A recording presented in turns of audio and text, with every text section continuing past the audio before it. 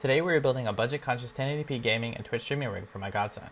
While we didn't have a strict budget, we did have to keep in mind the purchase cost of a monitor, keyboard, mouse, headset, and webcam, which are not featured in this video. We chose most of these parts based off of their price, and in order to keep the cost as low as possible, I went ahead and covered the cost of Windows 10 Pro and the Corsair Vision's 16GB RAM modules to help out with this new gaming rig. So, just for the parts that you see on screen, it cost us about $860. Let's go ahead and jump right on it. First up, let's take a look at this slick looking Asus motherboard with a respectable 4 RAM slots and 5 PCI Express slots. The I/O on this board, it has a good variety, and starting from the top left, we have a PS2 port, 2 USB 2.0 ports, VGA, HDMI, USB Type-C, 4 USB 3.0, a gigabit NIC, and analog audio ports. Let's just take a few more moments to admire this beast because it sure is one slick looking board. Next up is our Ryzen 5 2600. After we are done admiring it for a moment, we're going to go ahead and place this into the CPU socket. Remember, it's important to make sure that the triangle on the bottom left of the CPU is paired with the triangle on the socket of the motherboard. This is known as the Devil's Triangle. Be careful not to damage the pins on the rear. The CPU should slide right into place with no force required from you. First up, lift up the retention arm and place the CPU, lock the retention arm back into place, and we're done. To install the RAM, pull back each thumb tab first. Then simply insert the RAM into the slot, ensuring that the notch and the cutout on the RAM are lined up. Once the RAM is inserted, press down with both thumbs until you hear a click.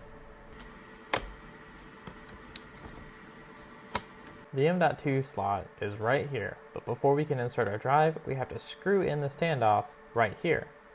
Alright, that looks like it's a good fit. Let's move on. Let's take one last quick look at the 1TB M.2 SATA SSD before we slide it into that M.2 slot. To do this, I'm just barely applying any force at all while sliding it in. I'm just gently easing it into the slot and getting lucky on the placement of my standoff. Finally, we just need to screw the SSD down so it doesn't pop out later or become loose while it's in operation. Next up is our stock AMD CPU heatsink and fan. Note that this heatsink already has thermal paste on it, so we do not need to apply our own. This makes the installation very simple and straightforward. Before we can install our heatsink, we first must remove the 2 plastic brackets covering our backplate mounts by unscrewing the 4 screws holding them in. Once those are removed, we can very clearly see where the CPU will be mounted and screwed down. Our heatsink will be mounted to these 4 points here. We need to carefully line up our CPU cooler on these 4 mounting points. Once we get it lined up correctly, we just need to tighten it down. Remember to tighten each screw down just enough to hold the CPU cooler in place. After the first screw is slightly tightened, go ahead and move to the next diagonal screw and slightly tighten it down. Once all the screws are slightly tightened, go ahead and tighten each one down until you feel the first sign of firm resistance. AKA, you don't need to screw the things all the way down because you might bend the motherboard. Now we need to plug the CPU cooling fan into the CPU fan header on the motherboard. We are going to route the fan cable between the RAM and CPU so it mostly is hidden away and can barely be seen by any would-be viewers. We just need to gently slide it onto the fan header port so we don't bend any of the pin. After fighting with the cable and finally getting it on, we are now ready to insert our motherboard into the case. I'd recommend doing a power test just in case, just to make sure that your board boots up before mounting it into the case. Let's take a quick look at the Corsair 460X before we insert our motherboard. I have to admit, this is a really nice looking case. It's much better looking in real life than I thought it would be. Looking at the top of the case, we have a power button, 2 USB 3.0 ports, microphone and audio jacks, a hard drive activity LED, a reset button, an LED fan cycling button, a speed control button, and an LED color changing button. Now, in order to insert our motherboard, we need to remove the tempered glass by removing the 4 thumb screws holding it into place. You may need to slightly loosen your thumb screws first before you can loosen them by hand, unless, of course, you're a manly man unlike me. Once we get all 4 screws removed, we then must very carefully remove the tempered glass window and try our best not to drop it on the wooden desk because it might break. With the tempered glass removed, we can lay the case down and drop in our input-output shield and afterwards the motherboard itself. We are going to insert the plain looking I/O shield where my hand is. Then, in order to get it to lock into place, we need to apply pressure on each of the 4 corners until it audibly snaps into place.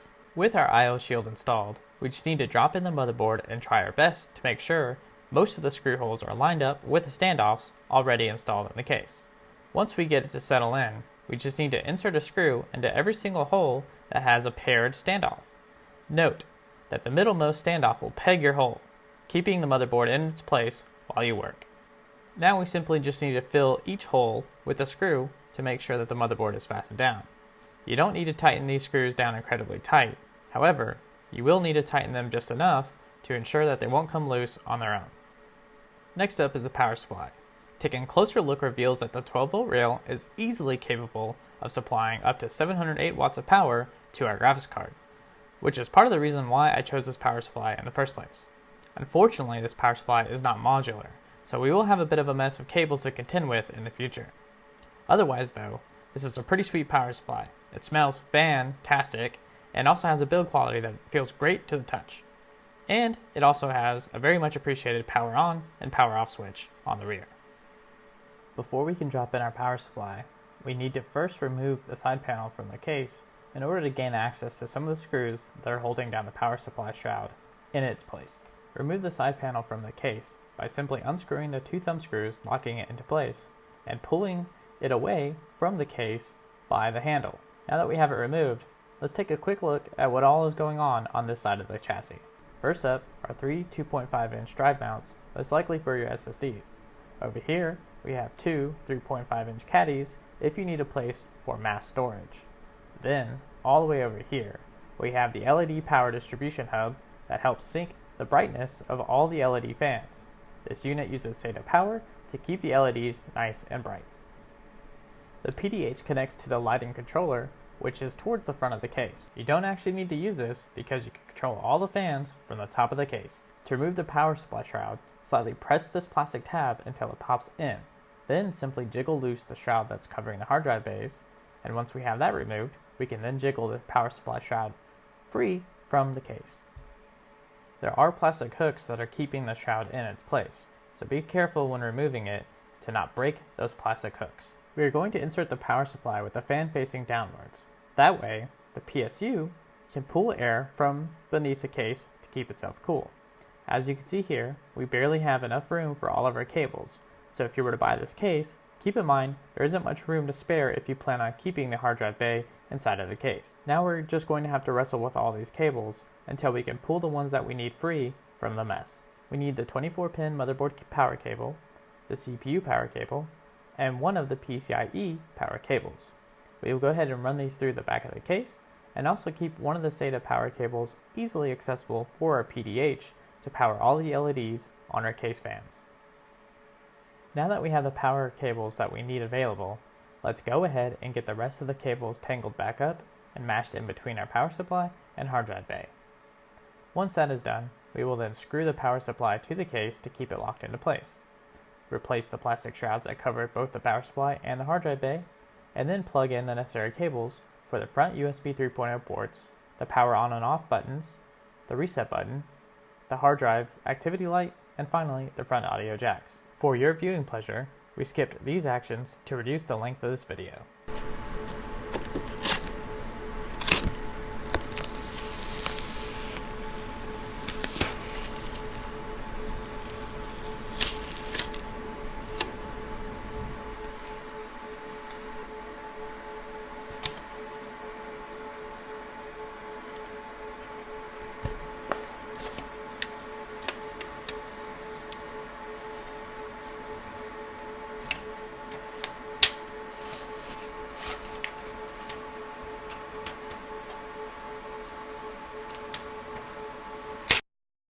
The XFX RX 580 GTS XXX edition runs at a base clock speed of 1366 MHz with a boost clock speed of 1386 MHz. It has 8 GB of memory that has a base clock speed of 8000 MHz and a boost clock speed of 8100 MHz. On board, it has 3 display 1.4 ports, 1 HDMI 2.0B port, and a DVI port. It is able to support a resolution of 4096 by 2160 and requires a minimum of 500 watts from the power supply. The card feels kind of basic, but smells pretty good once you open it up. The backplate is pretty cool looking and is nice to see for such a low price. The heatsink and heat pipes also look pretty cool from the sides, and the card has some good looking fans that really complement the overall look of the card itself. And finally, to wrap it all up, the GPU requires one 8-pin power cable. Before we can install the graphics card into the top socket of the motherboard, we first have to remove the 2 PCI slot covers so our graphics card can occupy those spaces and be tightened in. Try not to be like me and remove unnecessary covers. The graphics card should slide perfectly into the top PCIe slot, and you might hear a clicking noise from the locking mechanism once it's installed correctly. All that's left to do is screw it down and plug in one of the 8-pin power cables, and we're ready to rock. Alright, so let's hope that we got this thing set up correctly. It's our first boot right here. Did it turn on? Nope. Oh, forgot about the power switch. It's always the important one. Alright, I see lights. It's always a good sign. And see more lights. Come on, BIOS. And it looks like we're good. We are in the BIOS. New CPU installed. Please enter setup and configure your system. F1 to run setup. Alright, we are golden. Alright, so since we're clearly in the BIOS, I think we're just going to go ahead and skip past the part where we install the operating system, play around with some overclocks of the RAM and the CPU, and I think we'll skip pretty much all the way to some benchmarks of various games, as well as looking at Twitch streaming. That's pretty much the whole point of this build anyway, or part of the reason for this build, and we'll see how it goes.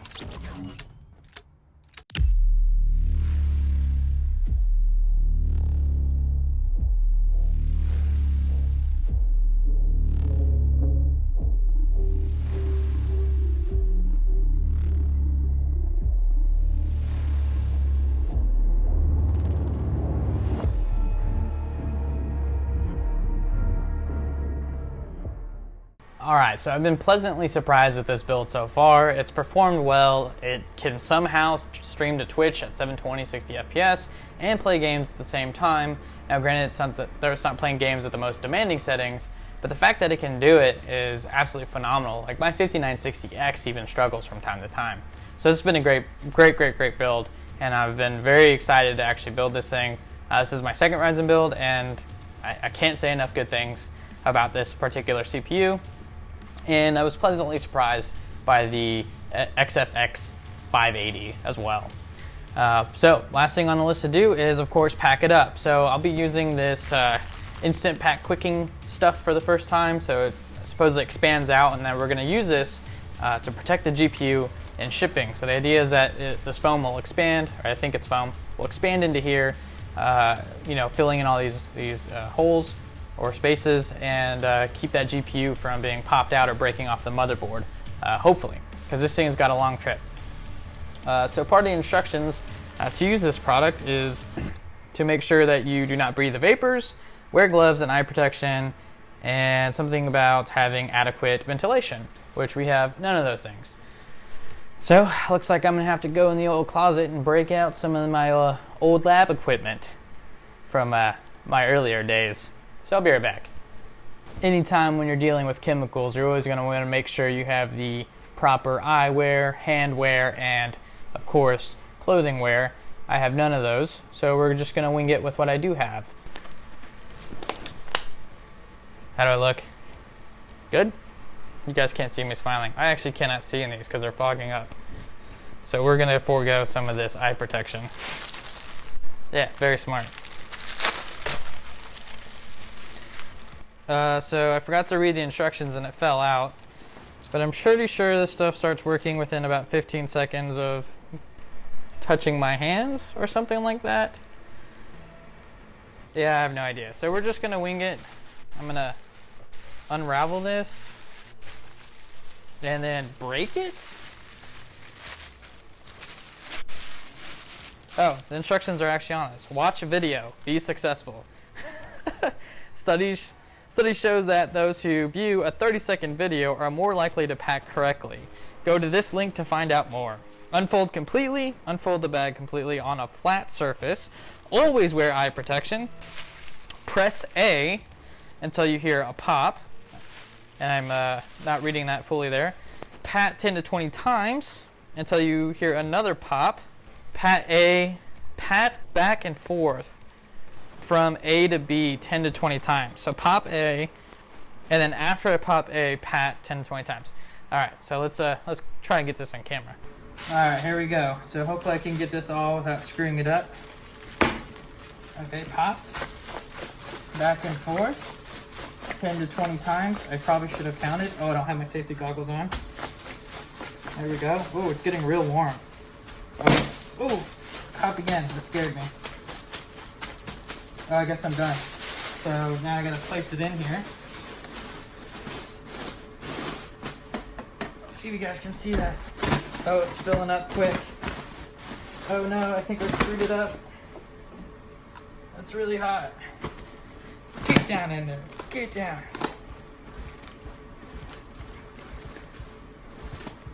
Oh, it may be too late. Probably should have had a second pair of hands. Okay. We're in. We are in, baby. I have no idea if you guys can see this, but I think we got it. So this is just proof that anybody can do this stuff, because you guys witnessed live on camera me doing this for the first time without reading. Well, I read the instructions, even though it said to watch the video. Oh, how do I get this thing off? So clearly anybody can do it. Because believe me, if you've watched any of my previous videos, you'll know that if I can do this stuff, you can too. Alright, so